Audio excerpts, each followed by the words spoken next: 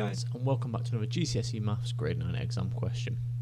And in this question here today, what we actually have is we have a sketch of an exponential graph. So this is a graph of the form y is equal to p times q to the power of x, where q is bigger than 0.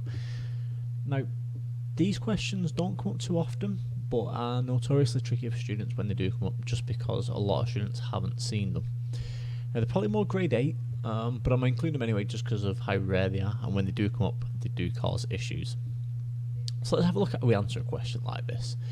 So we've been given a sketch of the graph, and we're also given 3 sets of coordinates. We're given the points 0, 5, 2k, and 4, 405. So we have to use these points to somehow work out the value of k. So what we're actually going to have to work out is a value of p and a value of q. And the question to ask yourself is, how do we do this? Well, what I'd recommend is look at the 3 points that you have. We have 0, 5, we have 2k, and 4 and 405. So straight away, you should think we can't do anything with this 2 and this k, because we don't even know what k is yet. We need to work that out at the end. We have 4 and 405. Okay, we could maybe do something with that. But the one that stands out to me first is the 0 and 5. And the reason for this is look at what we actually have. So we have y is equal to pq to the power of x. This power of x is important. Look at the x coordinate at this point. So this is 0, 5. So 0, 5. Well, when x is 0, y is 5. So what this is saying then is that 5 is equal to p times q to the power of 0. X is 0. So we put x is 0 in. Well, what's anything to the power of 0? So q to the power of 0 is 1. So therefore 5 is equal to p times 1, which is just p. So therefore p is equal to 5. So we've obtained a value for p straight away. So we know this p value here is going to be 5.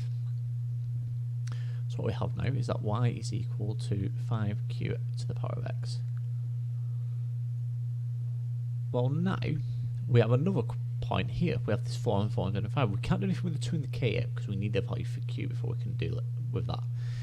Because we don't know what the y value is at this point, so we can't obtain a value for q. But we know the y value, we know the x value. Let's have a look working this out. So y is 405, so 405 is equal to 5 times q to the power of 4. X is 4, so 5q to the 4, like so. Now this is just an equation that you have to solve.